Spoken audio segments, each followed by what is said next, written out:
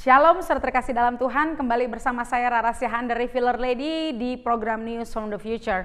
Hari ini kita harus berwaspada karena ada kembalinya setan atau spirit yang lebih jahat. Apa maksudnya saudara? Mari kita buka firman Tuhan Matius 12 ayat 43 sampai 45. Apabila roh jahat keluar dari manusia, ia pun mengembara ke tempat-tempat yang tandus mencari perhentian. Tetapi ia tidak mendapatinya. Lalu ia berkata, aku akan kembali ke rumah yang telah kutinggalkan itu. Maka pergilah ia dan mendapati rumah itu kosong, bersih, tersapu dan rapi teratur. Lalu ia keluar dan mengajak 7 roh lain yang lebih jahat daripadanya dan masuk dan berdiam di situ. Maka akhirnya keadaan orang itu lebih buruk daripada keadaannya semula. Demikian juga akan berlaku atas angkatan yang jahat ini. Hati-hati saudara, karena seperti firman Tuhan di sini, ketika iblis sudah dilepaskan, iblis keluar dari tubuh manusia atau dari tempatmu, dari lingkunganmu. Tapi kalau hidupmu tidak diisi firman, hidupmu tidak diisi hadirat Tuhan, kalau Roh Kudus tidak bersemayam atas hidupmu, hati-hati. Iblis sedang mencari peluang untuk dia membawa 7 roh jahat yang lebih jahat lagi, dan itu masuk dalam tubuh anak-anak Tuhan yang tidak diisi oleh Roh Kudus. Kita akan bahas hari ini saudara, karena proses bagaimana iblis menyerang manusia itu seperti polusi. Ya saudara, polusi di jiwa. Iblis itu seperti polusi di jiwa. Kalau kita lihat hari-hari ini polusi udara, pencemaran udara, awalnya itu seperti gas monoksida, CO2, apapun itu, awalnya dia dalam jumlah yang dikit, konsentrasi yang dikit. Tapi ketika dia semakin banyak dia baru berbahaya dan menyerang kesehatan manusia, bahkan tidak sedikit yang menimbulkan kematian. Oleh karena itu awalnya dia mencemari. Tapi kalau dibiarkan, dia menguasai, sama dengan iblis, dengan setan saudara. Kalau dia tidak, kita waspada. Kalau kita tidak waspada, kalau dia tidak ditanggulangi sejak dini, dia akan bukan hanya mencemari, tapi dia menguasai sepenuhnya. Saudara, ada 4 tahapan bagaimana iblis menguasai anak-anak Tuhan, bagaimana iblis menguasai anak-anak manusia. Yang pertama, mencemari perasaan seseorang. Awal mula iblis memberikan polusinya adalah dia mencemari perasaanmu. Yang kedua, dia level yang lebih tingginya saudara. Yang kedua, dia mempengaruhi pikiranmu.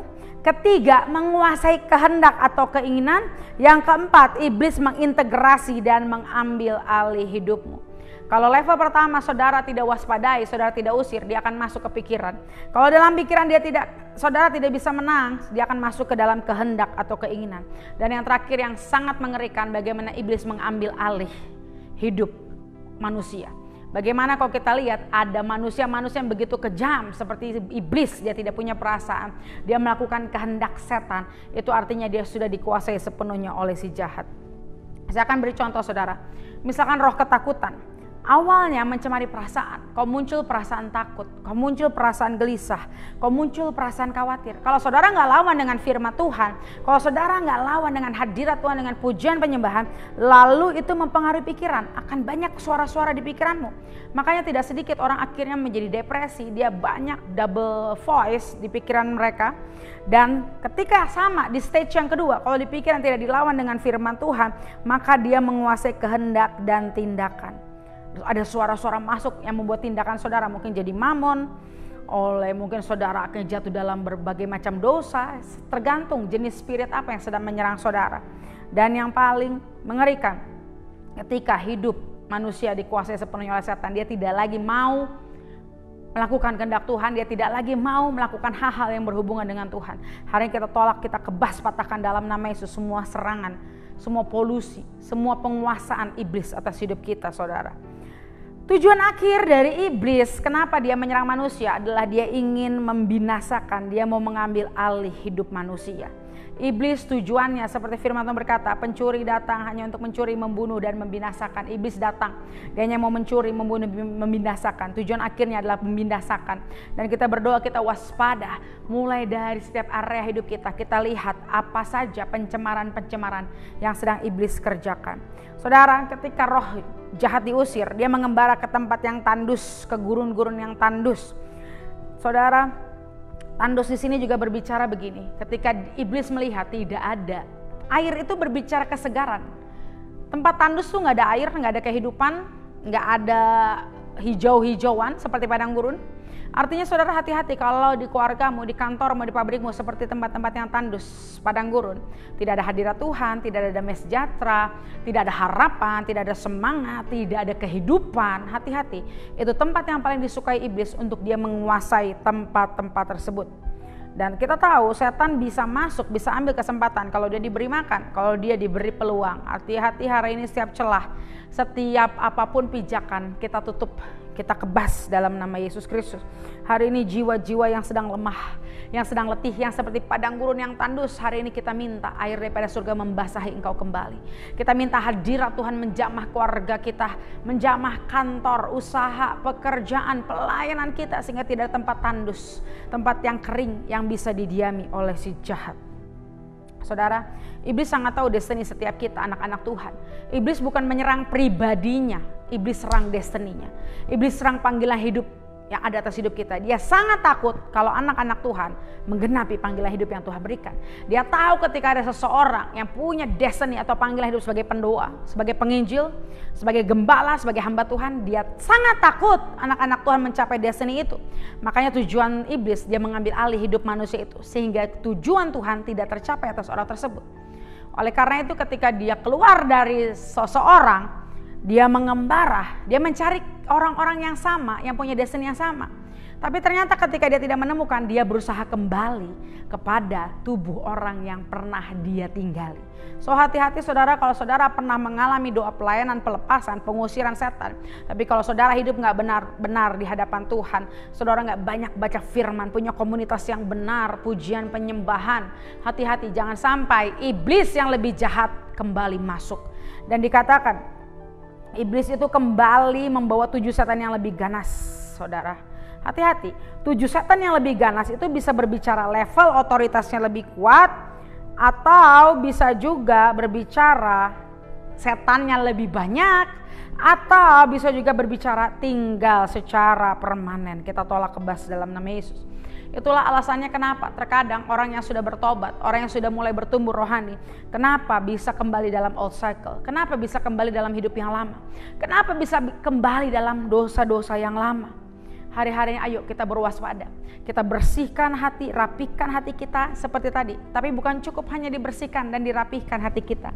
Isi dengan Tuhan Yesus, isi dengan Roh Kudus. Jangan biarkan hati kita kosong, jangan biarkan jiwa kita kosong.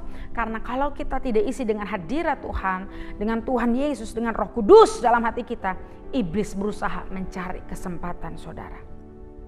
Saudara, ketika manusia berintegrasi dengan iblis, hidup akan jauh-jauh lebih buruk.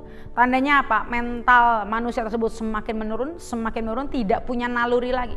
Dan setiap aspek kehidupannya akan menjadi biadab, makin jahat. Orang-orang semakin biadab, semakin jahat, itu tanda ada level integrasi daripada kuasa kegelapan atas orang tersebut. Sebagai contohnya saudara, kalau orang-orangnya berintegrasi dengan setan, kita lihat contohnya Firaun.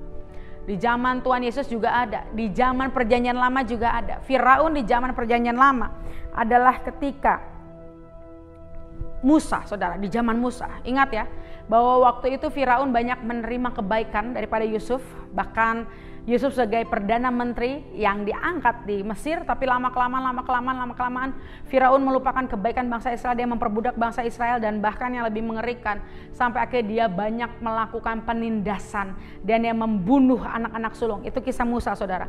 Bagaimana waktu itu Musa diselamatkan karena orang bangsa Ibrani berusaha dibunuh anak-anak sulung prianya. Saudara lihat, itu iblis yang berintegrasi menjadi manusia. Tapi di zaman Yesus juga ada iblis yang berintegrasi jadi manusia. Bagaimana Herodes, dia adalah orang Yahudi, dia punya Taurat, dia tahu Taurat Yahudi, tapi hatinya kosong, dengan diisi Roh Kudus. Akhirnya masuklah roh antikris dan dia berusaha membunuh anak-anak Yahudi di Bethlehem. Dan setelah zaman Yesus ada juga saudara manusia yang berintegrasi dengan iblis.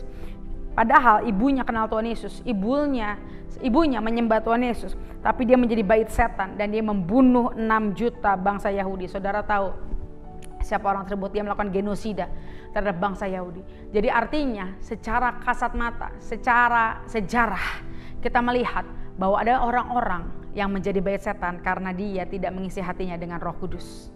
Jadi demikian contohnya saudara, bagaimana level tertinggi, bagaimana dikuasai setan. Mungkin hidupnya seperti manusia pada umumnya, tapi hatinya, pikirannya, kehendaknya, jiwanya dikuasai iblis.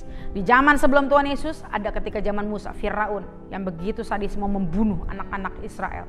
Di zaman Tuhan Yesus ada Herodes. Dan bahkan setelah zaman Yesus ada orang-orang pembunuh-pembunuh kejam yang memusnahkan sebuah bangsa. Saudara, kita harus hati-hati dan berwaspada. Oleh karena itu hari ini kalau saudara sudah pernah doa pelepasan, doa pengusiran setan, saudara sudah dilayani secara khusus, jangan saudara anggap remeh hidupmu dan bermain-main akan hidupmu. Karena berbahaya, iblis sedang mencari kesempatan. Dia mau membawa 7 kali setan yang lebih ganas. Entah itu bentuknya yang lebih tinggi otoritasnya, atau jumlahnya, atau dia mau tinggal permanen. So hari ini tutup pintu hatimu dari setiap kegelapan, tapi hari ini buka hati kita untuk Roh Kudus yang berkuasa atas hidup kita. Firman Tuhan yang setiap hari menjadi makanan buat jiwa kita, buat roh kita, saudara. Amin, saudara. Mari kita yang cinta Tuhan, kita yang takut akan Tuhan, bersihkan hati kita.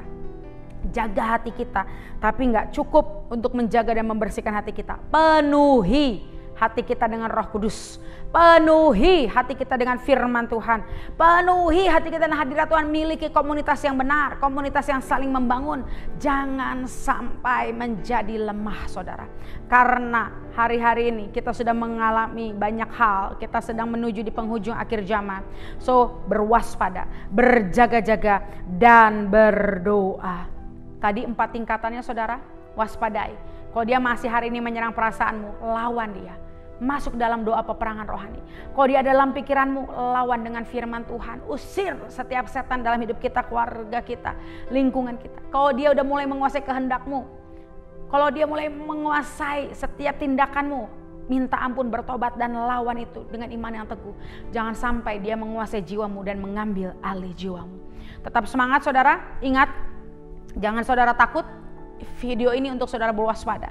Saudara harus punya iman bahwa roh di dalam kita lebih besar daripada roh yang ada di dunia ini.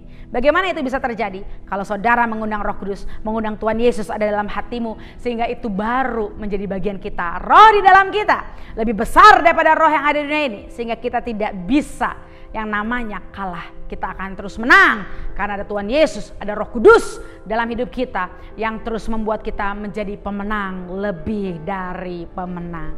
Tetap semangat, saudara, dan alami kemenangan-kemenangan bersama Tuhan Yesus, karena Tuhan Yesus sangat mencintai kita semua. Tuhan Yesus punya rencana dan agenda yang besar untuk kita semua. Haleluya. Akhir kata, saya Rara Rahasia Unrevealed Lady mengakhiri video ini dengan satu kata: tuntas.